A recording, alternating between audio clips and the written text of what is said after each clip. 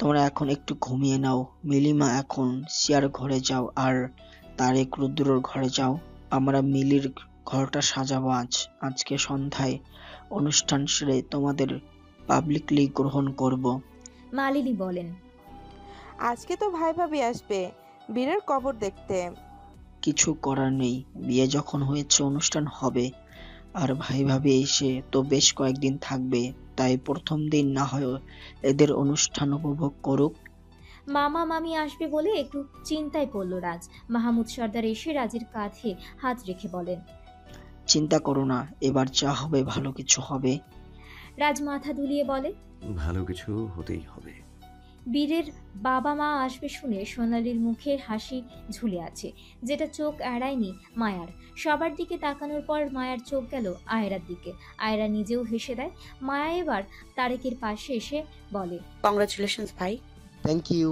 বিয়ে হয়েছে বলে এবার শ্বশুরবাড়ির দখলে চলে যাবে না তো? তারেক দেখলো সোনালীকে, বলে, এই তারেক এখনো বেইমানি করতে শেখেনি ম্যাডাম, একটু আপনি বিশ্বাস রাখতে পারেন। বীরের বাবা মা আসতে চলেছে, আমাদেরকে আরো বেশি সব দিকে নজর রাখতে হবে, বিশেষ করে এই সোনালীকে, অফিস তোমার শাশুড়িকে। আমার শাশুমাকে আমি নিজেই দেখে রাখবো। এক কথায় এরা এক একজনকে কোথায় যায় এটা আমাদের জানতে হবে। আলতো হেসে তারেক বলে, এই বাড়ির জামাই হয়েছি তো শাশুড়ির জ্বালাতে চিন্তা করবেন না, আমি আমার শাশুড়িকে ফলো করব, আর আপনি আপনার শাশুড়িকে। বলেই মায়া ও তারেক একে অপরকে দেখে ভিলেনি হাসি দেয়। চারিদিকে তাজা ফুলের সুগন্ধ ছড়িয়ে পড়েছে। সর্দার বাড়ি এখন আনন্দে মেতে উঠেছে। মিলিকে সাজিয়ে দিচ্ছে পার্লারের লোকজন। পাশে বসে আছে মিলির বান্ধবীরা। ভালোবাসার মানুষকে পেয়ে মিলির মুখে আনন্দের ছাপ স্পষ্ট। তারেককে নিয়ে ব্যস্ত আছে পিয়াস। মৌ এসেছে আজ, মায়ার সাথে বসে গল্প করছে এখন। ফোলানো পেটের উপর হাত রেখে খাটে হেলান দিয়ে শুয়ে আছে মৌ। মায়া ড্রেসিং টেবিলের সামনে বসে নিজেকে সাজাচ্ছে। কিছু একটা ভেবে মৌ বলে, আচ্ছা আপু, বীরের বাবা এতগুলো মাস পর কেন আসবে? বীর মারা যাওয়াতে আসেনি, ওটা সময়ের সাথে টিকিট পাবে না মানলাম, কিন্তু এরপরেও তো কয়েক মাস গেল, তাহলে আসেনি কেন? মুখে ব্লাউজ করতে করতে মায়া বলে, নট শিওর, কিন্তু মিসেস সোনালীর ভাবগতি অন্যরকম। হতেও পারে আমাকে আর মন্ত্রী মশাইকে নিয়ে বীরের বাবা মায়ের কানে কুপরামর্শ দিল, ওনার ছেলে যে আমার জন্য আত্মহত্যা করেছে। এটাই তো চিন্তা আমার, বুঝতে পারছি না ওরা তোমাকে কোন নজরে দেখবে। যে নজরেই দেখুক না কেন, এই মায়ার সাথে পারবে না। প্রতিটি পদক্ষেপে মায়া তার প্রতি পদক্ষেপকে হার মানিয়ে দেবে। বলেই রহস্যের হাসি দিতে থাকে মায়া। মৌ নিজেই সামিল হয় মায়ার এই হাসির সাথে। আস্তে আস্তে লোকজনের আগমন বৃদ্ধি পেতে থাকে। সর্দার বাড়ির বড় হলরুম এখন বিয়ে বাড়ির রূপ নিয়েছে। সবাই এদিক ওদিক তাকিয়ে দেখতে থাকে। মিলি ও তারেককে বসিয়ে রাখা হয়েছে তাদের স্টেজে। সবাই এসে কংগ্রেস করতে থাকে। মোহন সর্দার বসে আছেন একটি চেয়ারে, তার পা অচল হয়ে আছে। সোনালী যখন তারেক আর মিলির দিকে তাকায় তখনই ক্ষিপ্ত হয়। এই ছেলে এমনি তার পছন্দ না, এখন আবার তার মেয়ের সাথে জড়িয়েছে, ভাবতেই বিরক্ত লাগছে তার। আয়রা একটি স্লিভলেস সাতাশ লেহেঙ্গা পরেছে। ঠোঁটে বিয়ের আনন্দের হাসি ফুটিয়ে সিঁড়ি দিয়ে নামতে থাকে। উদ্দেশ্য মোহন সর্দারের কাছে যাওয়া। নার্স হয়ে তো তার পেশেন্টের কাছে যাবেই। সোনালী সিঁড়ির দিকে তাকাতেই এই দৃশ্য দেখে আর তো তেতে ওঠে। একবার আয়রা তো আরেকবার মোহন সর্দারের দিকে তাকালো, মনে মনে বলে, অচল হয়ে পুরো মেয়ে পটানো ছাড়লো না, এখন যুবতী নার্স পায়, যত সব আদিক্ষেতা। আদ্র এসেছে আজ সর্দার বাড়িতে। উদ্দেশ্য ছিল মোহন সর্দারকে দেখতে। সেই সূত্র মিলির বিয়ের অনুষ্ঠান উপভোগ করতে থাকে আদ্র। বাড়ির ভিতরে সবকিছু খুঁটিয়ে খুঁটিয়ে দেখতে থাকে আদ্র। আয়রার দিকে তাকাতেই আয়রা মুচকি হেসে চলে যায় মোহন সর্দারের কাছে। নীল রঙের জর্জেট শাড়িতে নিজেকে সাজিয়ে তুলেছে শিয়া। স্লিভলেস হাতা হওয়ায় শিয়ার কাজ স্পষ্ট বোঝা যাচ্ছে। এদিকে জর্জেট শাড়িতে পেটের কিছু অংশ দেখা যায়। এইসব কিছু চোখ এড়ায় না আদ্রর। আশেপাশে তাকিয়ে দেখতে পেল দু এক ছেলে মিলে শিয়াকে দেখছে। নিজের হাত মুঠ করে রাখে আদ্র। এদিক ওদিক দেখে সরে যায় সেখান থেকে। একটি বাচ্চা এসে শিয়াকে বলে, আপু, তোমাকে একজন ডেকেছে, তোমার রুমে এখন সে। ভ্রু কুচকে এলো শিয়ার, বাচ্চাটিকে বলে। আচ্ছা বাবু, আমি যাচ্ছি। বলেই চলে যায় নিজের ঘরের দিকে। ঘরের ভিতর আসতেই পিছন থেকে খট করে দরজা বন্ধ হওয়ার শব্দ পায় শিয়া। পিছনে তাকিয়ে দেখে আদ্র দাঁড়িয়ে। শিয়া বলে ওঠে, আপনি ডেকেছেন আমাকে? আদ্র কোনো কথা না বলে শিয়ার হাত ধরে দেওয়ালে চেপে ধরে। শিয়া ঘাবড়ে যায়। আদ্র চোখে মুখে হিংস্রতা স্পষ্ট। এটা দেখে শিয়া তোতলাতে থাকে, ভয়তে ভয়তে বলে, আপনি ঠিক আছেন তো? ভুলভাল কিছু খেয়েছেন কি? এক আঙুল শিয়ার ঠোঁটের উপর রেখে কানের কাছে ফিসফিস করে আদ্র বলে, হুশ, এসব কি ড্রেস পরেছো তুমি? তোমার গোপনীয়তা বজায় রাখতে শেখো, বলে দিলাম। না হলে কিন্তু অবৈধ নজরে সারখার হয়ে যাবে। কিন্তু এটা তো ফ্যাশন, সব মেয়েরাই পড়েছে আজ, আমি পরলে দোষ কোথায়? শিয়ার কথায় রাগ বাড়ল আদ্রর। শিয়ার দু কাঁধ শক্ত করে ধরে। হালকা চোখ মুখ কুচকে আসে শিয়ার। আদ্র বলে ওঠে, ফ্যাশন মানে নিজেকে উন্মুক্ত করে পরিবেশন করা না। আর সব মেয়ের দিকে আমার চোখ যায় না যে আমি তাদেরটা দেখতে যাব। আমার চোখ যার দিকে, আমি তাকেই ঠিক রাখতে চাই। নিজেকে পরিপূর্ণ ঠিক করে তারপর বাইরে আসবে, বলে দিলাম। না হলে তোমার ভাইয়ের সামনে থেকে তুলে নিয়ে যাব। ভালোবাসার মূল্য কিন্তু তোমার ভাইও দিতে জানে। আফটার অল সেও তার মায়াবতীকে কিডন্যাপ করে বিয়ে করেছে। বলেই বের হয়ে যায় আদ্র। শেষের কথাগুলো শুনে খুশি হয় শিয়া। ঠোঁটের কোণে হাসির রেখা দেখা দেয় তার। আদ্রর চোখ শুধু তার দিকে। এতেই তো স্পষ্ট যে আদ্র তাকে ভালোবাসে। একসাথে মিলে সবাই আনন্দে মেতে উঠেছে। শিয়া শাড়ি পাল্টে এসেছে। এখন তাকে দেখে আদ্র আর কোনো রিয়াক্ট করেনি, বরং মিষ্টি এক হাসি উপহার দেয়। বিয়েতে নাচ গানের আয়োজন করা হয়েছে। কিছু কপতি মিলে নাচতে থাকে স্টেজে। তাদের সাথে তাল মিলিয়ে আজ নাচ করছে মায়া ও রাজ। বেশ কিছুক্ষণ এভাবে চলতেই হঠাৎ গান বন্ধ হয়ে যায়। মিউজিক বক্সের দিকে তাকাতেই সবাই দেখে মালিনী সেখানে দাঁড়িয়ে আছে। গান বন্ধ করে দিয়েছে সে। তারপর খুশি হয়ে ছুটে যায় সদর দরজার দিকে। সবার চোখ এখন সেদিকে। সদর দরজা দিয়ে প্রবেশ করে রাজের মামা বিভান ও মামি রাজিয়া। মালিনী এসে জড়িয়ে ধরে তাদের। মিস্টার বিভান এসে হ্যান্ডশেক করেন মাহমুদ সর্দারের সাথে। রাজ নিজেও এসে জড়িয়ে ধরে তার মামাকে। রাজকে ছেড়ে এবার তাদের চোখ যায় মায়ার দিকে। মায়া নিজেও তাকিয়ে আছে মিস্টার বিভানের দিকে। মৌ আতঙ্কে আছে, লোক সম্মুখে কিছু বলে না বসে। আর মায়া নিজেও তো ছেড়ে দেওয়ার পাত্রী না। রকচটা হয়ে অঘটন না করলেই হয়। মিস্টার বিভানও মিসেস রাজিয়া এসে দাঁড়ালো মায়ার সামনে। হালকা হেসে বিভান বলে, জি, আমি শাহমের রাজের ওয়াইফ মেহরুন জাহান মায়া। রাজিয়া এসে জড়িয়ে ধরে মায়াকে। মায়ার থুতনিতে হাত রেখে বলে, তোমার রূপে আসলেই মায়া আছে, তাই তো এই মায়াবতী রূপে জ্বলে পুড়ে যায় হাজারো পুরুষ। মায়া খোঁচা দেওয়া কথাটা বুঝতে পারে। রাজিয়ার দিকে তাকিয়ে মায়া নির্লিপ্ত কণ্ঠে বলে, পুরুষদের নজর দোষ থাকলে আমার রূপে আর কি আসে যায় বলুন? আমার রূপ তো আমি বানিয়ে আনিনি। কথাটি যে বীরের উদ্দেশ্যে বলা, এটা রাজিয়ার মস্তিষ্কে খুব ভালোভাবে সেট হয়ে যায়। মায়া রাজিয়াকে ভালোভাবে স্ক্রল করতে থাকে। হঠাৎ রাজিয়ার হাতের দিকে এসে চোখ আটকে যায়। রাজিয়ার বাম হাত উঁচু করে অনামিকা আঙুলে তাকিয়ে বলে, এই আংটিটা আপনার? রাজিয়া হালকা হেসে বলে, হুম, আমার না, তোমার শাশুড়ি মালিনী আমাকে গিফট করেছে। আমার খুব ভালো লাগে, তাই বলতে পারো তোমার শাশুড়ি শখের আংটি আমি নিয়ে নিই। মায়া এবার কঠিন চোখে তাকালো মালিনীর দিকে। এই আংটি সেদিন শাহানা পারভিনের মাথায় আঘাত করার সময় দেখেছিল মায়া। মায়ার হাত কাঁপছে এখন। মায়ের হাত পা কাঁপছে। এখনই চুরির আঘাতে ভস্ম করে দিতে মন চাইছে মালিনীকে। এমন এক নজর স্পষ্ট দেখা যায় মায়ের চোখে। রাজিয়া এটা দেখে বলে, তোমার কি এই আংটি খুব পছন্দ হয়েছে?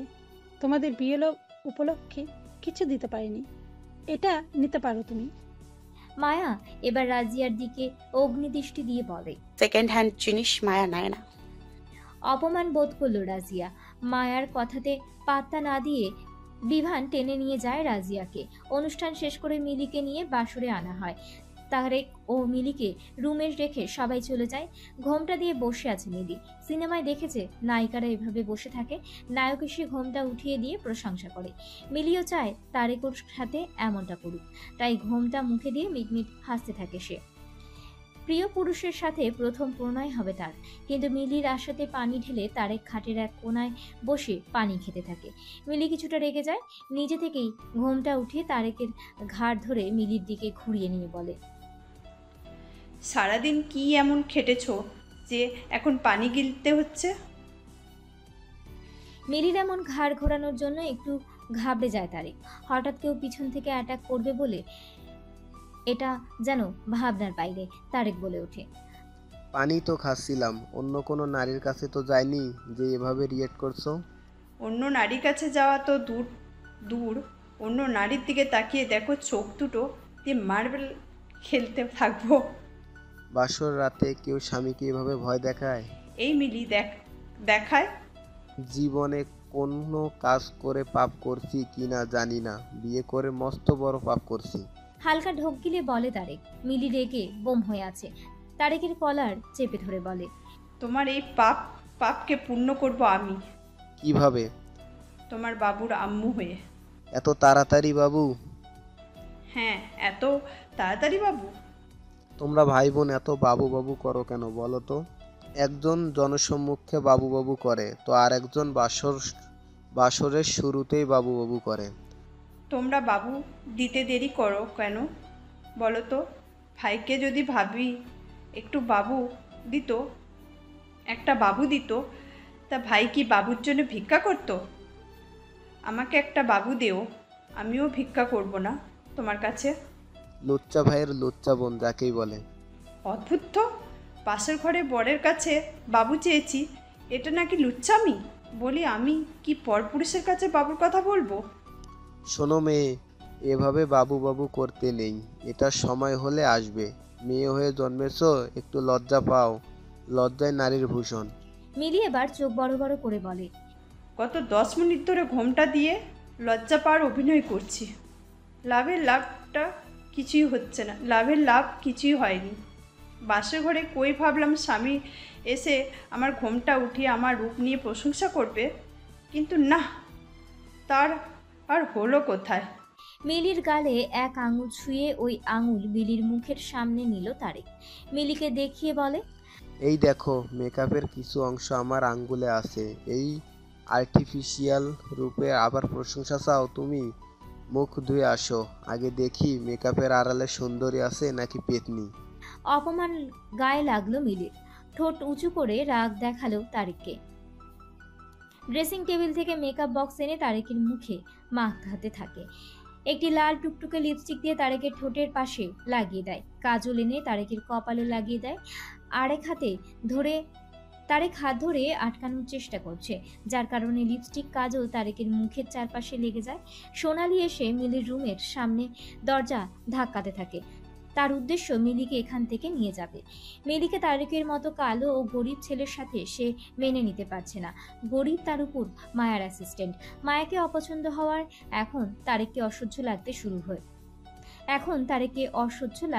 শুরু হয়। তারেকের কাছ থেকে দূরে রেখে মিলিকে কিছু কুমন্ত্রণা দিয়ে মিলি ও তারেকের ডিভোর্স করিয়ে দেবে, এমন চিন্তাধারা জাগরণ করেছে সোনালির মোড়ে। দরজা ধাক্কানোর শব্দে মিলি ও তারেক অবাক হয়ে তাকালো দরজার দিকে। তারেক এবার নিজের মুখ ফুটে বলে, বাসরে কোন বিবেকহীন বান্দা এসে দরজা ধাক্কায়? মিলি অবাক হলো তারেকের কথায়। 32 পাটি বের করে তারেকে দেখতে থাকে। মজা করে বলে, দুষ্টু বর। বলেই দরজা খুলে দেয় মিলি। সোনালীকে দেখে চোখ ছোট ছোট করে মিলি। তারেকের সাথে মেকআপ নিয়ে মারামারি করার ফলে মিলির লেহেঙ্গা একটু এদিক ওদিক হয়ে আছে, চুলগুলো উস্কো খুস্কো দেখা যাচ্ছে। সোনালীর হৃৎপিণ্ডে যেন মোচড় খেলো। দরজা ধাক্কানোর শব্দে শিয়া ও রাজের ঘর অব্দি এসেছে। রুদ্রের ঘরে পিয়াস ও মৌ ছিল, সেই ঘরেও শব্দ আসে। মিলি দরজা খুলছিল না বলেই জোরে জোরে দরজা ধাক্কায় সোনালী। মায়া, রাজ, শিয়া ও পিয়াস এসে দাঁড়ালো সেখানে। সবাইকে দেখে মিলি এবার ভেতরে ঢুকে লেহেঙ্গা ঠিক করে। লজ্জা পেয়ে পিয়াস ভেতরে ঢুকে যায়। মৌ জিজ্ঞাসা করে, কি হয়েছে? পিয়াস খাটের উপর বসে বলে, স্যার যে কোনো লাগামহীন, এটা আমি এখন বুঝলাম। কেন, কি হয়েছে? এই বাড়ির বয়স্ক লোকেরাই তো বিবেকহীন। বাসর ঘরে কেউ এভাবে দরজা ধাক্কায়, তাও মা হয়ে। মৌ হা হয়ে যায়, বলে ওঠে, কি বলো, মিলিও তারেকের ঘরের দরজা ধাক্কানো হয়েছিল? হ্যাঁ, কোন মা পারে এমন করতে? বাসরে মেয়ের মা এসে দরজা ধাক্কাচ্ছে, সি কি লজ্জা। হেসে দেয় মৌ। পিয়াস লাইট অফ করে দেয়। শাশুড়িকে দেখে কিছুক্ষণ হা হয়েছিল তারেক। মায়া হালকা হেসে বলে, মেয়ের বাসরে শাশুড়ি কি করে? মেয়েকে মিস করছিলেন নাকি জামাইকে, নাকি পুরো বাসর সিনটাকে? মায়ের এমন কথা শুনে রেগে গেল সোনালি। মিলির হাত ধরে বলে, অনেক হয়েছে আমার আড়ালে প্রেম বিয়ে। এখন আমি যেটা বলবো সেটাই করবে। চলো আমার সাথে আমার ঘরে। মিলিকে নিয়ে দুপা এগোতেই মিলির আরেক হাত খপ করে ধরে তারেক। ও সোনালি বাধা অনুভব করলো। ঘুরে তাকিয়ে দেখলো তারেক মিলির হাত ধরে দাঁড়িয়ে আছে। সোনালির দিকে তাকিয়ে আলতো হেসে তারেক বলে, একটু ভুল বললেন শাশুড়ি মা। তারেকের মুখে শাশুড়ি মা যেন বিশ্বের মতো লাগলো সোনালির কাছে। চোখ রাঙিয়ে তাকালো তারেকের দিকে। তারেক আবার বলে, এ করলেও প্রেম এখনো হয়নি। আপনার মেয়ে শুরু করেছিল কিন্তু আমি শেষ করিনি শাশুড়ি মা। মিলি খুশি হয়ে তাকালো তারেকের দিকে। তারেকের মুখের দিকে তাকিয়ে রাজ বলে, কিন্তু তোমার মুখের মেকআপ দেখে তো মনে হচ্ছে আমি মন্ত্রী হয়ে যা এতগুলো মাসে সফল করতে পারিনি, তুমি এক রাতেই সফল করেছো। বাবা না হয়ে মামা হওয়ার মতো নিউজ শীঘ্রই পাবে। শিয়া দৌড়ে চলে যায় ঘরে। এদের কাণ্ড দেখে লজ্জা লাগছে তার। মায়া চোখ গরম করে তাকালো রাজের দিকে, বলে ওঠে, লাগামহীন মন্ত্রী মশাই। তারপর সোনালির কাছে এসে সোনালির থেকে মিলির হাত ছাড়িয়ে বলে, মাঝরাতে স্বামী স্ত্রীর ঘরে এসে বিরক্ত করা আর তার সাথে অন্যদের ঘুমের সমস্যা তৈরি করা জন্য কিন্তু আপনাকে শাস্তি দিতে পারি। ভুলে যাবেন না আমি কিন্তু কথা কম বলি, কাজে করিয়ে দেখিয়ে দেই। তাই ভালোই ভালোই নিজের বিবেকবোধ ফিরিয়ে আনুন। অন্যের সংসার ভাঙার মতো কাজ করেছেন, এখন মেয়ের সংসার ভাঙবেন না। অন্তত এটা মানুন যে এখন যার সংসার ভাঙতে এসছেন সে আপনার মেয়ে। আমার মেয়ের সাথে আমি কি করব এটা তোমাকে বলবো? আমি ওকে নিয়ে এখান থেকে যাব। তোমাদের আশকারা পেয়েই এই বিয়ে করেছে। এখন আমি ওকে নিয়ে যাব। দেখবে ওর ঘোর কাটলে কালকে নিজে থেকেই এই ছেলেকে তালাক দিবে। সোনালির চোখের দিকে কঠিন দৃষ্টি দিয়ে মায়া বলে, কি এমন ঘোল খাওয়াবেন মেয়েকে যেটা অন্যদের খাওয়ান? ঘাবড়ে গেল সোনালি। মায়ার চোখে স্পষ্ট দেখতে পায় তাকে নিয়ে রহস্যজনক কিছু। মায়া কি তাকে নিয়ে কিছু জানে? ভাবতে থাকে সোনালি। মায়া হালকা হেসে সোনালির কানের কাছে এসে বলে, আপনারও সব 2 নাম্বারই কাজের দিন শেষ। এবার এই মায়ার দিন শুরু। আস্তে আস্তে সব হারাবেন। এখন চুপচাপ মেয়েকে জামাইয়ের সাথে থাকতে দিন, না হলে পুরো পরিবারের সামনে আপনার গোপন ব্যবসা আমি ফাঁস করে দিব, যেটা জানলে মন্ত্রীমশাই আপনাকেও। আর কিছু বলতে পারলো না মায়া। সোনালি নিজ থেকেই হাঁটতে থাকে, চলে যায় নিজের ঘরের দিকে। মায়া দেখলো সোনালির যাওয়া, তারপর তারেকের দিকে তাকিয়ে ইশারা করে। তারেক চোখ দিয়ে আশ্বাস দেয় মায়াকে। রাজ এসে মায়াকে বলে, তাহলে চলো মায়াবতী, নাকি এখন বস হয়ে অ্যাসিস্ট্যান্টের বাসর লাইভ দেখবে? ফিক করে হেসে দেয় মিলি। তারেক ভিতরে চলে যায়। মায়া চোখ কটমট করে তাকায় রাজের দিকে, তারপর চলে যায় ঘরের ভিতর। রাজ ওদের গুড নাইট জানিয়ে চলে আসে। নিজের ঘরে এসে হাতে হাত মুষ্টিবদ্ধ করে রাগ নিবারণ করছে সোনালি। মায়ার কথাতে স্পষ্ট যে মায়া তার গোপন ব্যবসা সম্পর্কে জানে। তার মানে তাকে এখন সবকিছু তাড়াতাড়ি শেষ করে দিতে হবে। সকালবেলা বীরের কবরের সামনে দাঁড়িয়ে আছে সর্দার বাড়ির সবাই। বীরের বাবা মা কান্না করতে থাকে।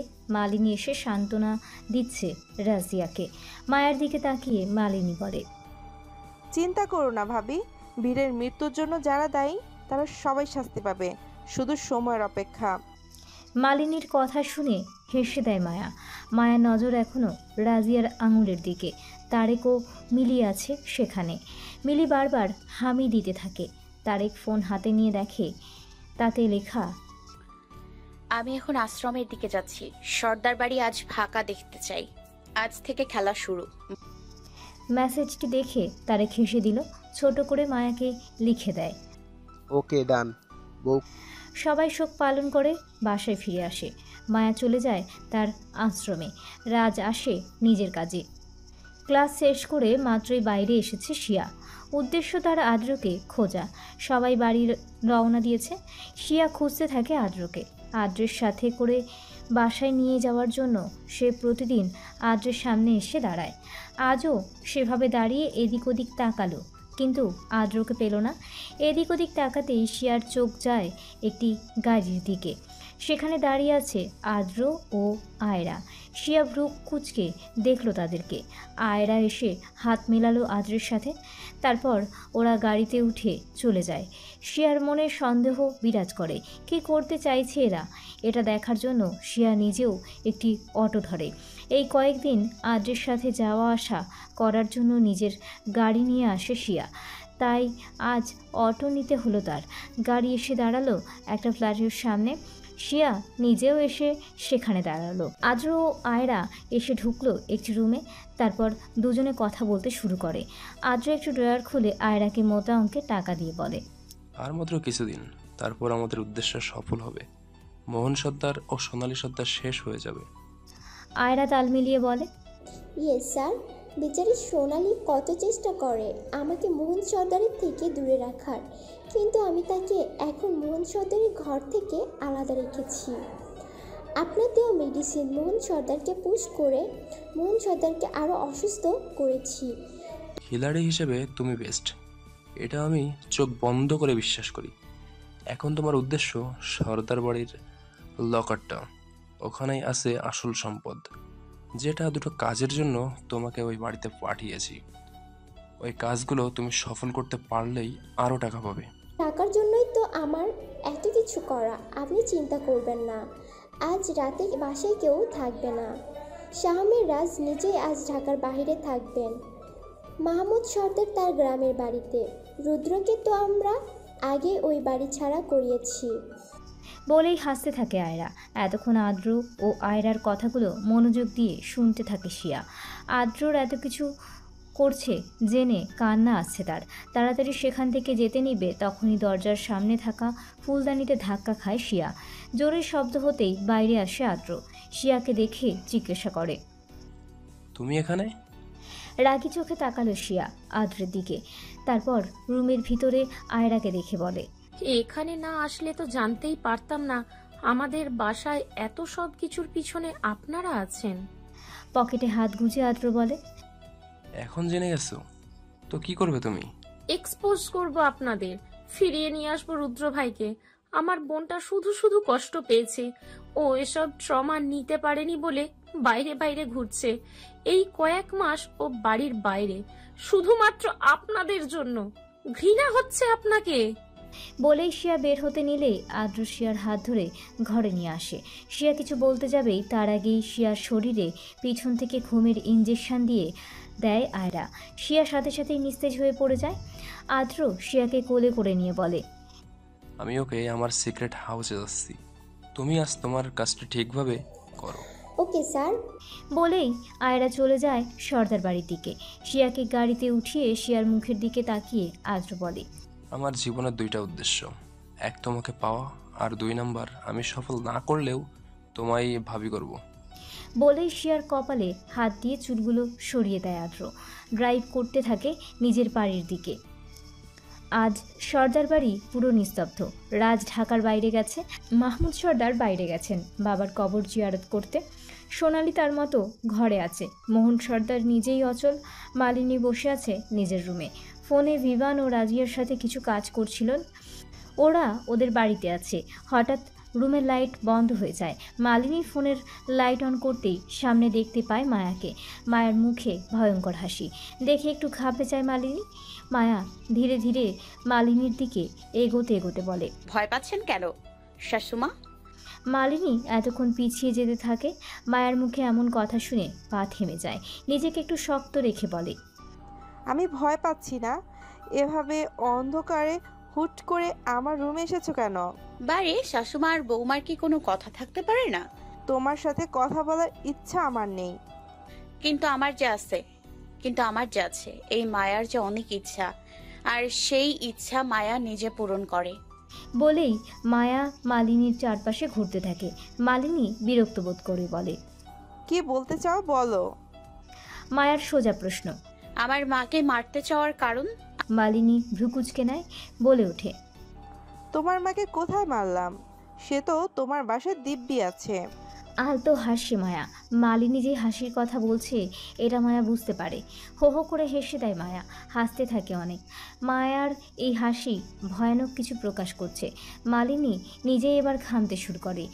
মায়া এবার রক্তচক্ষু করে বলে, আমার আসল পরিচয় আপনি জানেন, আর তাই তো আপনার ভাই ভাবিকে এখানে ডেকেছেন আমার বিনাশ করতে। কিন্তু শাশুমা, আপনি তো এটা পারবেন না। এই মায়া তার ইচ্ছার বাইরে কিছু হতে দেয় না। বলেই ফুলদানি নিয়ে সোজা মালিনীর মাথায় আঘাত করে। ব্যালেন্স ছাড়া হয়ে পড়ে যায় মালিনী। মালিনী পড়ে যায় নিচে। উঠে দাঁড়ানোর পর যেই মায়াকে অ্যাটাক করবে ঠিক তখনই মায়া মালিনীর হাত মুচড়িয়ে বলে, আমার মাকে খুন করার প্ল্যান, মিসেস সোনালির এই বাড়িতে এন্ট্রি, এই সব কিছুতে আপনার হাত আছে। এটা আমি খুব ভালোভাবেই জানি। এখন আপনাকে এর জন্য ভুগতে হবে। আমার মায়ের জায়গায় আমি আপনাকেও পৌঁছে দিতে চাই শাশুমা। বলেই মালিনীকে ফ্লোরে ফেলে দিয়ে পায়ে হকির স্টিক দিয়ে আঘাত করে মায়া। মালিনী চিল্লিয়ে ওঠে, কিন্তু আসার উপায় নেই। সোনালি ও মোহন সর্দারের খাবারে ঘুমের ওষুধ মেশানো ছিল। মিলি আজ তারেকের বাসায়। কেউ আসবে না মালিনীকে বাঁচাতে। মালিনীর মুখে বালিশ চাপা দিতে থাকে মায়া। মালিনী ছটপট করতে থাকে। একসময় অজ্ঞান হয়ে যায় মালিনীর পালস চেক করলো মায়া, এখনও জীবিত। হালকা হেসে জোরে ডাক দিল আয়রাকে, বলে, ভেতরে এসো। আয়রা ভিতরে আসতেই মায়া বলে, ওনাকে এমন ট্রিটমেন্ট দেওয়া যাতে মোহন সর্দারের থেকেও করুণ অবস্থা হয়। মায়ের আদেশ পেয়ে মালিনীকে নিয়ে যেতে থাকে আয়রা। হলরুমের কাছে আসতেই গ্লাস ভাঙার আওয়াজ পায় মায়া ও আয়রা। মায়ের সামনে তাকিয়ে দেখতে পায় হিয়াকে। হিয়ার হাত কাঁপছে। আজকেই ফিরেছে সে। মনটা পরিবারের জন্য ছটফট করতে থাকে। বাড়িতে এসে দেখতে পায় তার মাকে নিয়ে আয়রা ও মায়া এসব করছে। হিয়া ছুটে আসে মালিনীর দিকে। মালিনীকে ছাড়ানোর চেষ্টা করে হিয়া। বারবার বলতে থাকে, আমার মাকে ছেড়ে দাও, আমার মা কি করেছে? হিয়াকে সরিয়ে দেয় মায়া। তারপর বলে, কি করেনি তোমার মা? ওই বীরকে দেশে এনেছিল তোমার মা। আমার আর মন্ত্রী মশাইকে আলাদা করতে পায়তারা করেছিল তোমার মা। আমার জীবন নষ্ট করতে চায় তোমার মা। আমি কি ছেড়ে দিব? কাউকে ছাড়বো না আমি। সব কয়েকটাকে শেষ করে দিব। আমার আর আমার মন্ত্রী মশাইয়ের জীবনে যে আসবে সবাইকে শেষ করে দিব। দূরে সরে যাও তুমি। হিয়া এবার চিল্লিয়ে বলে ওঠে, পাগল হয়ে গেছে তুমি? তুমি একটা সাইকো উম্মাদ। আমার মাকে মারতে চাও? আমার কথা পুরো পরিবারকে জানিয়ে দিব। সেই সুযোগ তুমি পাবে না। মায়ার এই কথার মধ্যে আয়রা পিছন থেকে হিয়াকে একটি ইঞ্জেকশন পুশ করে দেয়। সাথে সাথে হিয়া অজ্ঞান হয়ে যায়। হিয়াকে ধরে নেয় মায়া। আয়রাকে বলে, তুমি ওনাকে নিয়ে যাও, আমি হিয়াকে দেখছি। আয়রা চলে যায় নিজের মতো। হিয়াকে নিয়ে মায়া চলে যায় তার ফ্যাক্টরির সিক্রেট রুমে। হিয়াকে এখানে লুকিয়ে রাখতে হবে আপাতত। হিয়াকে বেঁধে রাখার পর মায়া ঘুরে তাকালো অন্য চেয়ারে। সেখানে বেঁধে রাখা আছে সেই যুবকটি যাকে মায়া আটকে রেখেছিল আর কারেন্টের শক দিতে থাকে। মায়া এসে ছেলেটির সামনে ঝুঁকে বলে, তোকে আমি বারবার বলতে বলেছিলাম কে করতে চেয়েছে আমার মাকে খুন, কিন্তু তুই বলিসনি। এতদিন তোকে বাঁচিয়ে রেখেছিলাম আমার এই উদ্দেশ্য সফল করতে, কিন্তু আজ আমার কাজ হয়ে গেছে। এখন তোকে মরতে হবে। তোকে বাঁচিয়ে রাখা মানে তো আমার মায়ের খুনিগুলোকে রেহাই দেয়া। এটা এই মায়া কিছুতেই করবে না। বলেই পকেট থেকে গুলি বের করে শ্যুট করে দেয়। জোরে জোরে 3-4টা শ্যুট করার ফলে চারপাশের শব্দ হতো। ফাঁকা রুমে শব্দ বেশি হয়। শব্দের ব্রেক বৃদ্ধি পেতে কর্ণপাত হয় হিয়ার। জ্ঞান ফিরে আসে তার। অন্য চেয়ারে লাশ দেখে হাত পা কাঁপছে হিয়ার। জোরে চিৎকার করে ওঠে, বলে, এভাবে আর কত? তুমি একজন খুনি। আমার ভাই তোমাকে ছাড়বে না। আমার মাকে মেরেছো তুমি। ভাইয়া জানতে পারলে তোমাকে শেষ করে দিবে। মায়া চোখ বড় বড় করে তাকালো হিয়ার দিকে। হালকা হেসে বলে, কে জানাবে তোমার ভাইকে? এমন কেউ তো নেই যে জানবে আর জানাবে। তুমিও তো আমার কাছে বন্দি। জানো তো হিয়া, এই সিক্রেট রুমটার ব্যাপারে কেউ জানে না। এখানে আসার রাস্তাও কেউ বের করতে পারবে না, কারণ এটা তো মায়ার চাল। এই মায়ার ইচ্ছার বিরুদ্ধে চললে তার জীবন দা ইন্ড হয়ে যাবে। Mind it. বলেই হিয়ার মুখে টেপ লাগিয়ে চলে যায় মায়া। বাইরে আসতেই দেখে তারেক ও তার গার্ড। তারেককে দেখে মায়া বলে, নতুন বিয়ে করেছো, বউকে রেখে বাইরে আসা কি ঠিক? ঘুমের ঔষধ খাইয়ে এসেছি, এখন আপনার মিশনে আপনার সঙ্গ দেওয়া আমার দায়িত্ব। মায়া আলতো হেসে গাড়ির দিকে যেতে থাকে। গাড়ির দরজা খুলে মায়া বলে, গ্লাসটা কবর দিয়ে রুমটা পরিষ্কার করো। হিয়ার আবার ডাস্ট অ্যালার্জি আছে। ও অনেস্ট, ওকে শাস্তি দিতে চাই না। ওই রুমের পরিবেশটা বদলে দাও। যে কয়দিন আমি আমার মিশনে থাকবো সেই কয়দিন ওকে এখানে আটকে থাকতে হবে। ওর কোনো কিছুতে কমতি রাখবে না, কিন্তু ওকে বুঝতে দেবে না আমরা ওর ক্ষতি করব না। তারেক মাথা নাড়ালো। মায়া তারেকের দিকে তাকিয়ে বলে, তোমাকে কষ্ট দিতে চাইনি, কিন্তু আমার জীবনের উদ্দেশ্য যে আমার মা দাদুর হত্যাকারীদের শাস্তি দেয়া। আমার থেকে আমার মন্ত্রী মশাইকে কেড়ে নিতে এখন অনেকেই উঠে পড়ে লাগবে। এটা যে আমি হতে দিতে পারি না। তারেক মায়ার দিকে তাকিয়ে বলে, বোনের সুখের জন্য ভাই সর্বদা আছে, এগুলো কষ্ট না। বোন যদি কষ্টে থাকে ভাই কিভাবে সুখী জীবন পায়? আমার আসল গার্জিয়ান তো আপনি। মায়া ঠোঁট প্রসারিত করে গাড়িতে উঠে পড়ে, চলে যায় সেখান থেকে। অন্ধকার রাস্তায় একা গাড়ি চালাতে থাকে। চারপাশ অন্ধকার আর সে একা। জানলা হালকা খুলে রাখা, বাইরে থেকে প্রাকৃতিক বাতাস আসতে থাকে। মায়ের গাড়িতেও এসি আছে, কিন্তু এই এসির বাতাস মায়ের কাছে ভালো লাগে না। সে প্রাকৃতিক বাতাস উপভোগ করতে ভালোবাসে। ড্রাইভ করতে করতে এদিক ওদিক দেখছে মায়া। গাড়ির গতির সাথে সাথে দুপাশে থাকা বড় বড় গাছগুলো কেমন যেন দৌড় দিতে থাকে। এমনটাই ছোট থেকে উপলব্ধি করে এসেছে মায়া। গাড়ি চালানোর মাঝে মায়ার ফোন জ্বলে ওঠে। ফোনটা হাতে নিয়ে দেখে রাজের মেসেজ। রাজ লিখেছে, মন্ত্রী মিস তার বউ। উল্টোপাল্টা লেখা দেখে হেসে দেয় মায়া। রাজ আবার লিখে, একদম আসবে না, আমি আমার বউকে মিস করছি। এদিকে আমার বউ আমার কল ধরেই না। একবার তোমার কাছে আসি, পুরো 24 ঘন্টা ঘরের মধ্যে আটকে রেখে আমার কষ্ট উসুল করে নেব। সব শেষে বাথরুম বিলাস তো আছেই। মায়া হেসে দেয় জোরে জোরে। তারপর কিছু লাভ স্টিকার পাঠিয়ে দেয়। তারপর লিখে দেয়, ঘুমাও মন্ত্রী মশাই, কালকেই তো আসবে, দেখা হবে তখন। শাহানা পারভিনের পাশে এসে বসে মায়া। আজকে রাতে মায়া এখানে কাটাবে। মন্ত্রীমশাই না থাকার কারণে মায়া তার মাকে সময় দিতে চেয়েছে। এমনিতেই প্রতিদিন সময় করে এখানে আসে। শাহানা পারভিনের হাত ধরে মায়া বলে, জানো মা, তোমাকে যারা যারা মারতে চেয়েছিল আমি তাদের খুঁজে বের করেছি। এক এক করে সবাইকে আমি শাস্তি দিব। নিজের হাতে খুন করব ওই লোকগুলোকে। দাদুকে যারা খুন করেছে, অসহায় মেয়েদেরকে যারা নিজেদের স্বার্থে ব্যবহার করেছে, সবাই শাস্তি পাবে। শুধু তুমি একটু রেসপন্স করো মা। প্রতিদিন ঘুমাতে যাওয়ার আগে মনে হয় কাল সকালে তোমাকে সুস্থ পাবো। আবার ঘুম থেকে উঠেই মনে হয় এখনই হয়তো ফোন আসবে, তুমি রেসপন্স করেছো। ও মা, তোমার কিসের এত চিন্তা? আমার কথা একটু রেসপন্স করো। আমাকে তোমার বুকে আগলে নাও। আমি যে তোমার ভালোবাসা খুব মিস করি। আমার দুনিয়া যে তুমি আর আমার মন্ত্রী মশাই। বলতে বলতেই মায়ের চোখ গড়িয়ে পানি পড়ে। শাহানা পারভিনের সাথে কাটানো মুহূর্তগুলো মনে পড়ে মায়ার। কত সুন্দর দিন ছিল তাদের। সব শেষ হয়ে যায় শুধুমাত্র সোনালির আগমনে। শুধু সোনালি তো দায়ী নয়, ওই মোহন সর্দারও নারী লোভী। সর্দার বাড়ি থেকে আসার পরও সুখে ছিল সবাই। তাহলে কেন এই দুর্ঘটনা হতে হলো? শাহানা পারভিনকে কেউ মারতে না চাইলে মায়া আজ এই হিংস্র হতো না।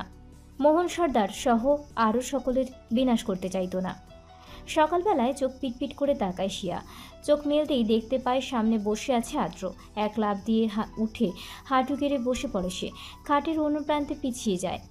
আদ্র শিয়ার এক হাত ধরে টান দিয়ে নিজের কাছে আনে। শিয়ার কপালে কপাল রেখে বলে, ভয় করছে কি?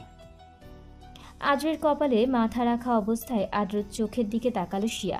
কোনো কথা না বলে চুপ করে আছে। আদ্র বলে ওঠে, এত ভয় পেলে চলবে?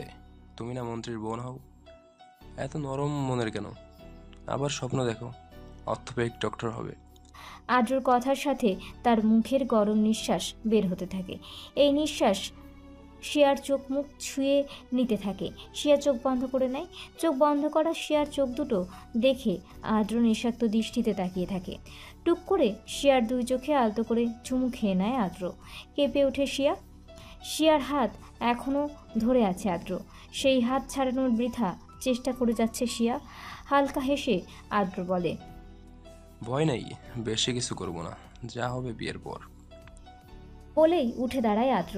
একটি প্যাকেট শিয়ার সামনে দিয়ে বলে, এটা পরে নাও, সারাদিন অনেক ঘুমিয়েছো। অবশ্য আমিও তোমাকে বিরক্ত করিনি। এখন জামা কাপড় পাল্টে কিছু খেয়ে নিবে।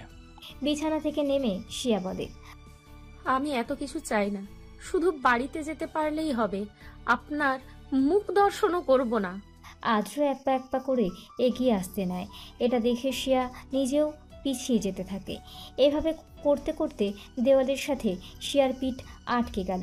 আদ্র নিজেও সেখানে দাঁড়িয়ে যায়, পকেটে হাত রেখে বলে, এটুকু মেয়ের এত তেজ যে ভালো না। চুপচাপ যেটা বলছি ওটা করো, না হলে আমার মাথা গরম হলে খবর হয়ে যাবে। শিয়া এবার ধাক্কা দিল আদ্রকে। ধাক্কাতে বলে, কি করবেন আপনি? বেশিক্ষণ ধাক্কাতে পারল না শিয়া। আদ্রুর পকেট থেকে একটি গুলি পড়ে যায়, যেটা দেখে শিয়া স্তব্ধ হয়ে আছে। ভয় পেতে থাকে শিয়া। আদ্র বুঝলো এখন তার মেডিসিন হিসেবে এই গুলি কাজে লাগবে, তাই গুলিটি হাতে নিয়ে বলে, দেখতে চাও কি করতে পারি? আর কোনো কিছু বলা লাগলো না আদ্রকে। লক্ষ্মী মেয়ের মতো দৌড়ে ওয়াশরুমে চলে যায় শিয়া। এ যেন এক ভদ্র মেয়ে। আদ্র হেসে দেয় শিয়ার এমন কাণ্ডে। বাসাতে আসতেই রাজ খবর পেল মালিনী হসপিটালে ভর্তি। সপরিবারে চলে গেল হসপিটালে। মায়াও আছে রাজের সাথে। ঘুম থেকে উঠেই খবর পেয়ে চলে আসে হসপিটালে। সোনালি খবর দিয়েছে রাজকে। হসপিটালে এসে আয়রাকে খুঁজতে থাকে মায়া, কিন্তু কোথাও খুঁজে পাচ্ছে না। আয়রার নাম্বারে অনেকবার ডায়াল করতে থাকে, সুইচড অফ আয়রার। এবার মায়ার চোখ গেল সোনালির দিকে। হাসছে মায়াকে দেখে। মাহমুদ সর্দার এসে জিজ্ঞাসা করেন, কিভাবে হলো এসব? সোনালি মায়ের দিকে তাকিয়ে বলে, আপনার গুণধর বৌমা করেছে এসব। বড় আপাকে কাল নির্মমভাবে মেরেছে এই মেয়ে আর ওই নার্স মিলে। সোনালির দিকে তাকিয়ে মায়া বলে, কোনো প্রমাণ আছে আপনার কাছে? বিভান এবার বলে ওঠে, প্রমাণ তো আমার বোন নিয়েছে। ভাগ্যিস রাতের বেলা আমি তোমাদের বাসায় আসতে নেই। ওর সাথে কথা বলেছিলাম ফোনে। হঠাৎ কণ্ঠটা কপ হওয়ায় সন্দেহ হয়। বাসায় আসার সময় দেখে ফেলি ওই আয়রা মেয়েটিকে। পুলিশের আওতায় কাছে মেয়েটি। ওই বলেছে তুমি ওকে নিয়ে এসেছো এই বাড়িতে মালিনীর ক্ষতি করতে। চোখ বন্ধ করে নিল মায়া। ধরা পড়েছে সে। কিছুক্ষণ পর রাজের মুখের দিকে তাকালো। রাজের চোখ মুখ শক্ত হয়ে আছে। মায়ার এক বাহু ধরে প্রশ্ন করে, তোমার জন্য কি আমার মায়ের এই অবস্থা? মায়া নিশ্চুপ। মিথ্যা সে বলতে পারবে না এই চোখের দিকে তাকিয়ে। মায়াকে কিছু বলতে না দেখে রাজ বুঝে নেয়। মায়াকে ছেড়ে দিয়ে বলে, তোমার থেকে এটা আশা করিনি আমি মায়াবতী। আমার মাকে কিছু করতে বলেছিলাম না তোমাকে। তুমি কথা দিয়েছিলে আমাকে কিছু করবে না আমার মায়ের। আমার কথা শোনো। আর কিছু বলার আগেই মায়াকে দূরে সরিয়ে দেয় রাজ। বলে ওঠে, আর কি শুনবো? একের পর এক গোপনীয়তা রেখেছো তুমি। প্রথমে বীর, এখন মা। আর কি কি শুনতে বলো তুমি? আমি সব সময় বলে এসেছি পূর্ণ করব আমার মায়াবতীর ইচ্ছা, কিন্তু না, এখন থেকে আমি অপূর্ণ রাখবো মায়াবতীর ইচ্ছা। তোমার ইচ্ছা এখন পূরণ হবে না। আমার থেকে আমার আপনজনদের কেড়ে নেওয়া ব্যক্তিকে আমি ছেড়ে দিব না। শাস্তি তো পেতেই হবে। বলেই বের হয়ে যায় রাজ। নিজের গাড়িতে উঠে ড্রাইভ করতে থাকে। মায়া দৌড়তে থাকে রাজের গাড়ির পিছনে, কিন্তু লাভ হয় না। রাজ ততক্ষণে চলে যায়। মাহমুদ সর্দার নীরব দর্শক হয়ে আছেন আজ। মালিনীকে ভালো না বাসলেও মালিনী তো তার বউ হিসেবে মনের মধ্যে আলাদা জায়গা করে ওঠে মালিনীর জন্য। শিয়া ও হিয়ার মা রাজের সেবা যত্নের ত্রুটি থাকলেও পরিবারের জন্য একেবারে খারাপ ছিল না। অন্তত রাজ তো তাকে নিয়ে কোনো দাবিদার রাখেনি। সবাই ভালো ছিল। এখন শিয়া হিয়ার কাছে কি বলবে বুঝতে পারছেন না তিনি। মাটিতে হাঁটু গেড়ে বসে কান্না করছে মায়া। সোনালি এসে দাঁড়ালো মায়ের পাশে। খোঁচা দিয়ে বলে, পারলে না তো নিজের বরকে আটকে রাখতে?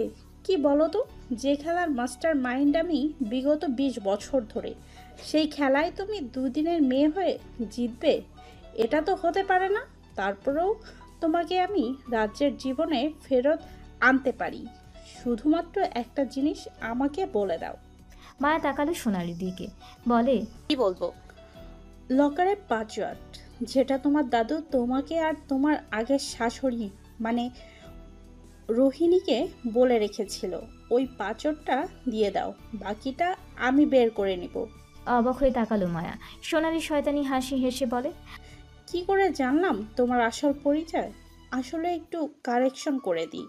তোমার সম্পর্কে আমাদের এমন একজন ইনফরমেশন করেছে যে তোমার অতি কাছের। তার নিজের স্বার্থ জড়িয়ে আছে এখানে। সেও স্বপ্ন দেখেছে বিলিয়ন হওয়ার। ওহ, কে সে? হো, তুমি না আসলেই বোকা। না হলে এমন প্রশ্ন কে করে? আর তুমি জিজ্ঞেস করবে আর আমি বলে দিব? এমন হয় নাকি? মায়া তেড়ে আসতে নেয় সোনালির দিকে। মায়ের দিকে হাত দিয়ে থামিয়ে সোনালি বলে, তুমি আমার কিছুই করবে না, আমি জানি এটা। যদি করতে তো প্রথম দিনই করতে, যেদিন জানতে পারো রিমোর কিডন্যাপ আমিই করিয়েছি। তোমার যে আমাকে চাই, কারণ আমার কাছে আছে সর্দার বাড়ির ব্যবসার চাবিকাঠি, যেটা রয়েছে তোমার দাদুর আর তোমার মায়ের স্বপ্ন। কি ভাবো তুমি আমি জানি না? তুমি এই বাড়িতে শুধু তোমার মন্ত্রী মশাইয়ের জন্য না, পুরো ব্যবসা নিজের করতেই এসেছো, যেটা নিয়ে তোমার মায়ের স্বপ্ন। তোমার মাকে তো শেষ করাই হয়েছে, এখন তুমি এসেছো। মা মেয়ের কি মরতে খুব ইচ্ছে করে বলো তো? যাই হোক, তোমাকে এতদিন অনেক খুঁজেছি, পরে কোনো একভাবে তোমার পরিচয় জানতে পেরে আমি শান্তিতে কাটিয়েছি। পাঁচটা বলে দাও, দেখবে সুখে থাকবে। যদি না বলি? তাহলে আজকে একটা ডেমো দেখাবো। তোমার কাছের মানুষ যাকে তুমি ভরসা করো সেই তোমার জীবন থেকে কেড়ে নেবে এক এক করে সবাইকে। আমার কাছের মানুষ মানে? সোনালি আর কিছু বলতে যাবে তার আগে মায়ের ফোনে কল আসে। মায়া ফোন রিসিভ করতেই ও পাশ থেকে হাসি বলে, আমি জেনে গেছি কে তোমার মা ও দাদুকে খুন করতে চাই। মায়া একটু, তুমি এভাবে তো তোতলাচ্ছ কেন হাসি? আমাকে ওরা শ্যুট করেছে, এক এক করে তোমার কাছে সবাইকে শেষ করে দেবে। অনেক কষ্ট হচ্ছে কথা বলতে, শুধু এটুকুই বলবো, হুট করে কারো কথা বিশ্বাস করো না। প্রমাণ আমি রেখে গেছি, একটি ভিডিও ক্লিপ আছে আমার ঘরে, ওটা দেখো। হাসিকে শ্যুট করেছে শুনেই দৌড়ে নিজের গাড়ির দিকে উঠে পড়ে মায়া। হাসিকে বলে, হাসি তুমি অন্য গার্ডকে ডাকোনি কেন? হাসি কোনো রকম কথা বলছে না। ফোনের ওপাশ থেকে শুধু পায়ের শব্দ আসছে। কিছু একটা পড়ে যাওয়ার শব্দ পেল মায়া। গাড়ির স্পিড বাড়িয়ে দিল। বাড়ির সামনে এসে মায়া দৌড়ে হাসির ঘরে এসে দেখে হাসির চোখ দুটো বড় বড় হয়ে মেলে আছে, পেট গড়িয়ে পড়ে তাজা রক্ত। দৌড়ে এসে হাসির মাথা নিজের হাঁটুতে রেখে মায়া বলে, হাসি কি হয়েছে তোমার? কে করেছে তোমার এই অবস্থা? ও হাসি, হাসি মা, কথা বলো। তোমার মায়াবতী মা এসছে, কিছু হবে না, কথা বলো। হাসির কোনো সারা শব্দ নেই। মায়া পালস চেক করে দেখে হাসি আর জীবিত নেই। বাড়ি কাঁপিয়ে চিৎকার করে ওঠে মায়া। মায়া বলে, তুমি ছিলে আমার দ্বিতীয় মা, আমার হাসি মা। এখন আমি কিভাবে আমার মায়ের শূন্যতা পূর্ণ করব? আমার আরেক মা যে তুমি ছিলে হাসিমা। ও হাসিমা, ওঠো না। তুমি তো বলেছিলে মা সুস্থ হলে আমরা অনেক মজা করব।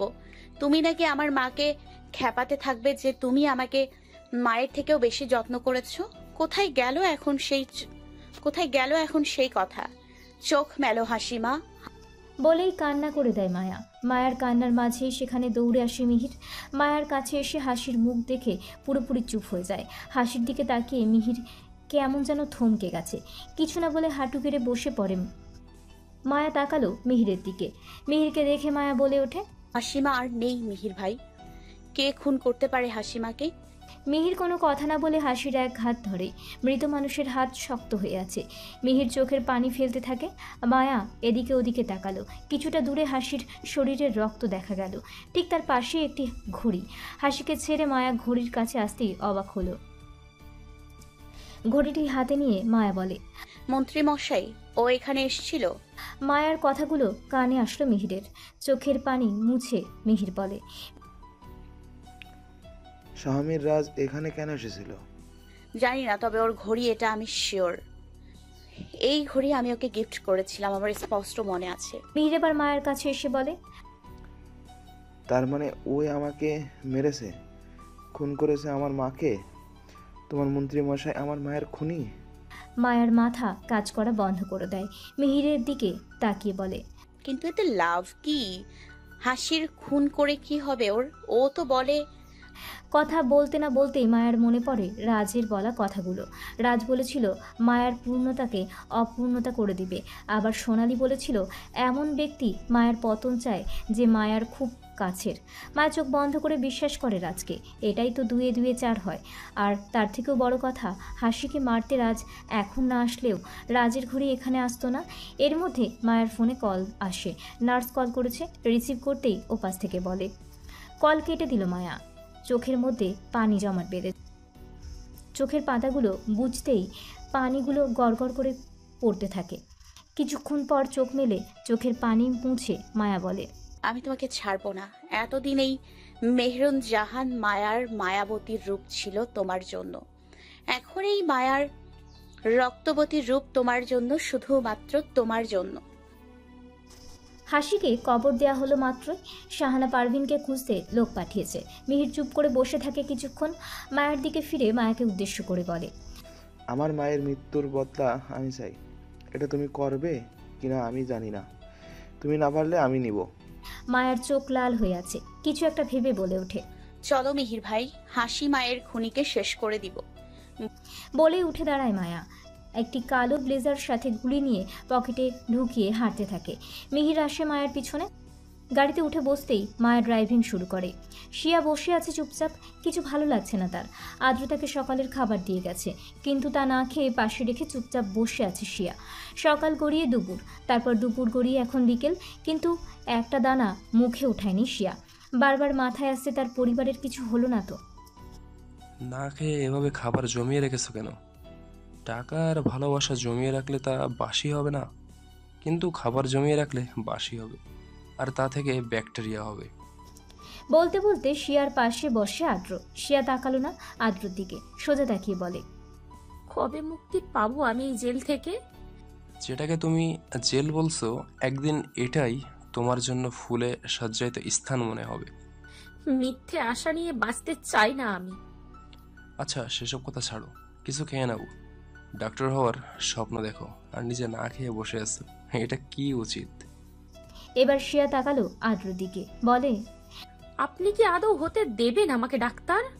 শিয়ার মুখে হাত রাখতে যায় আদ্র, কিন্তু শিয়া দূরে সরে যায়। আলতো হেসে আদ্র বলে, কেন দিব না ডাক্তার হতে? তোমার স্বপ্ন পূরণ করতে আমি তোমাকে বাধা দিব না। তাহলে আটকে রেখেছেন কেন? আমার পরিবারের ক্ষতি করছেন কেন? কে বলেছে আমি তোমার পরিবারের ক্ষতি করছি? আমি তো শুধু আমার বাবা মায়ের খুনিকে শাস্তি দিতে এসেছি। আমার চোখের সামনে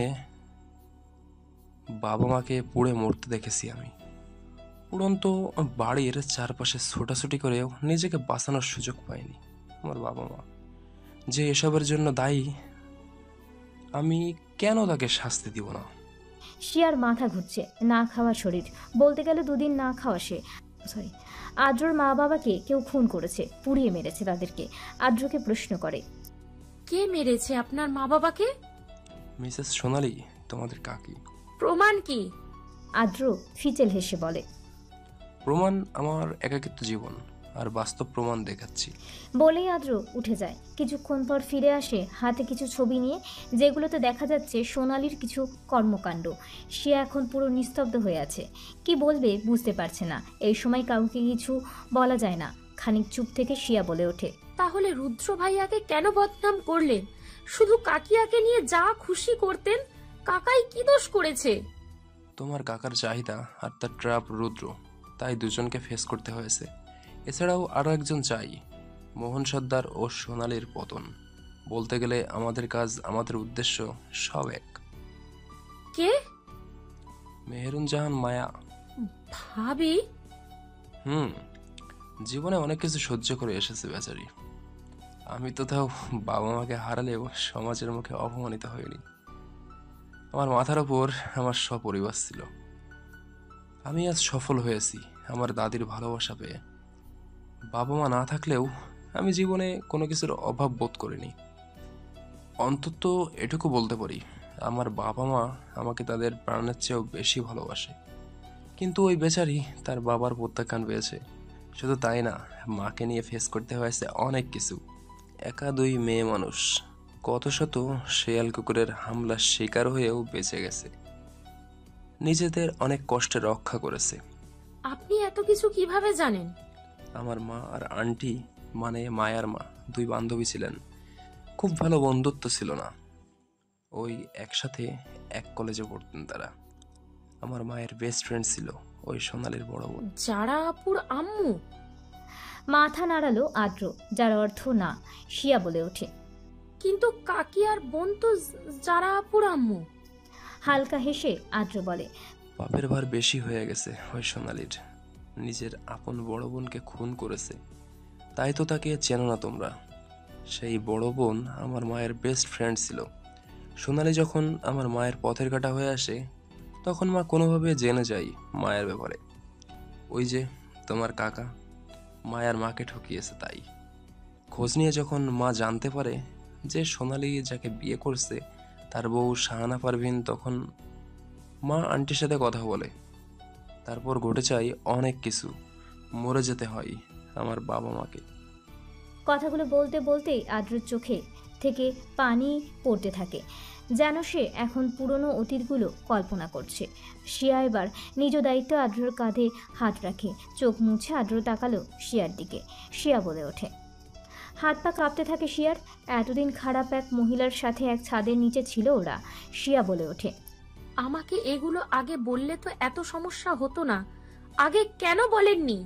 তার একমাত্র কারণ তোমাকে এখানে আটকে রাখা।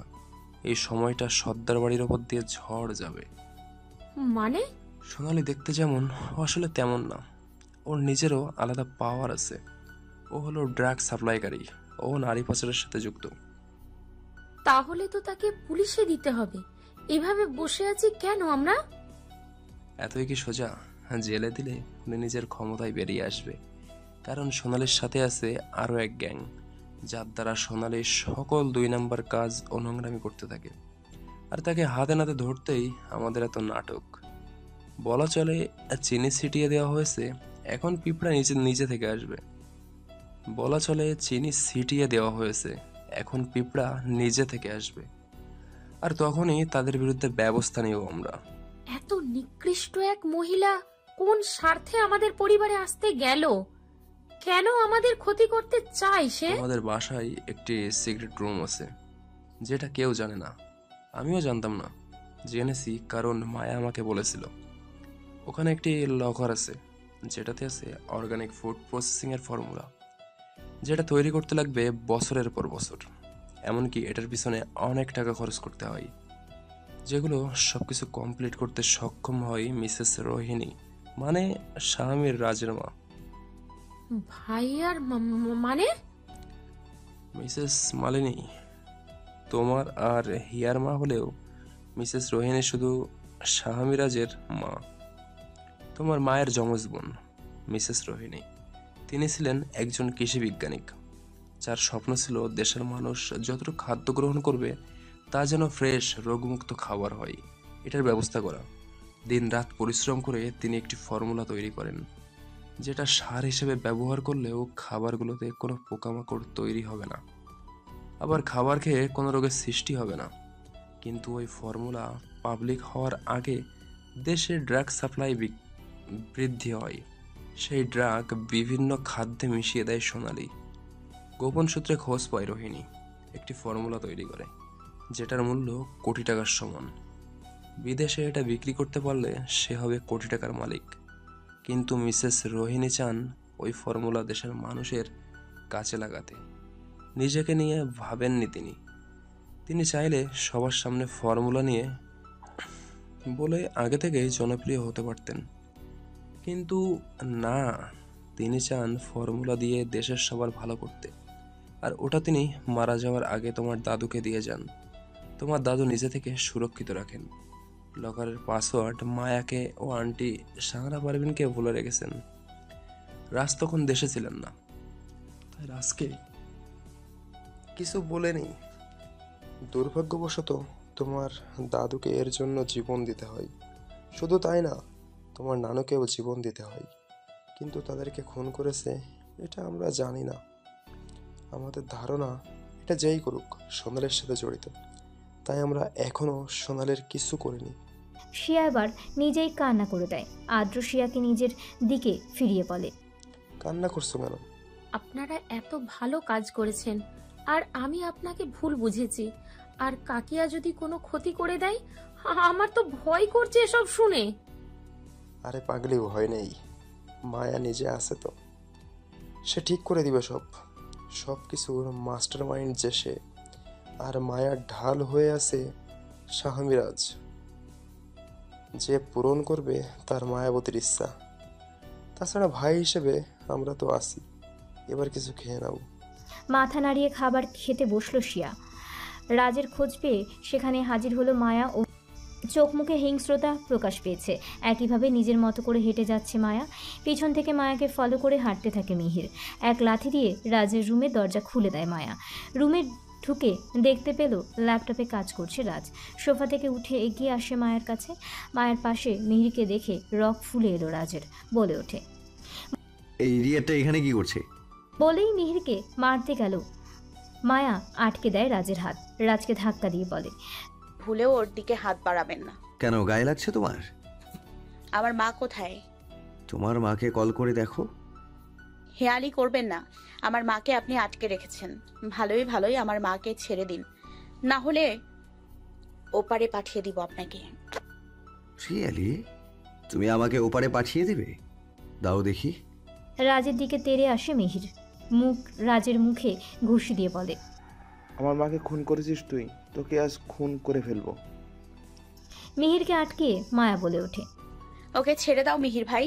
হাসির খুনিকে শাস্তি আমি দিব, অন্য কেউ না। হাসির জীবন আমার জন্য গেছে, আমাকে বাঁচাতে হাসির জীবন চলে গেছে। আমি কিভাবে ছেড়ে দেই তাকে? বলেই শুট করে দেয় মায়া। কথাগুলো বলে অপেক্ষা করেনি, হাত উঁচু করেই শুট করে দেয়, যার কারণে দিশেহারা হয়ে যায় রাজ ও মিহির। এ যেন কথার চেয়ে কাজে করিয়ে দেখিয়ে দিল। গুলি ছোড়ার কারণে কিছু রক্ত এসে ছিটকে লাগলো মায়ের চোখ মুখে। কষ্ট হতে থাকে মায়ার, চোখ দিয়ে পড়তে থাকে পানি। বলেই ওঠে, কখনো ভাবতে পারিনি আমি এই দিনটা আমার জীবনে আসবে। সম্পর্কের মূল্য এভাবে না দিলেও পারতে। বলেই চোখ বন্ধ করে শুট করে দেয় মায়া। রাজ নির্লিপ্ত হয়ে আছে, কোনো কথা আসছে না তার মুখ থেকে, শুধু মুখে ফুটে ওঠে এক মায়াবী হাসি। মুখ থুবড়ে নিচে পড়ে যায় মিহির। বুক দিয়ে তার গড়গড় করে রক্ত পড়ছে। মায়ার দিকে তাকিয়ে বলে, মায়া হিংস্র রূপ ধারণ করে বলে, সন্তান হয়ে নিজের মাকে খুন করেছো তুমি। কি ভেবেছো আমি কিছু বুঝি না? ফর্মুলা পেতে আগে মন্ত্রী মশাইকে আমার মাধ্যমে মারতে চাও, তারপর আমাকে জেলে পাঠাতে, কিন্তু এমনটা তো হবার না। মিহির এবার হাঁপাতে হাঁপাতে প্রশ্ন করে, তুই কিভাবে জানলে এত কিছু?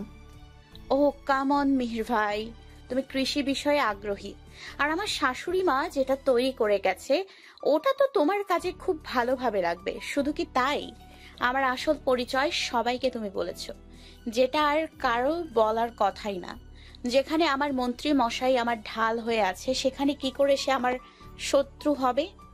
রাজ এবার তার দুহাত দুদিকে মেলে দিয়ে বলে, আমার পক্ষে তোমাকে স্বাগতম মায়াবতী। দৌড়ে রাজের বুকে ঝাঁপ দেয় মায়া। রাজকে জড়িয়ে ধরে বলে, রাজ মায়াকে শক্ত করে জড়িয়ে ধরে বলে, টানা 2 দিন বউ ছাড়া বুকটা আমার শূন্যতা পেয়েছিল।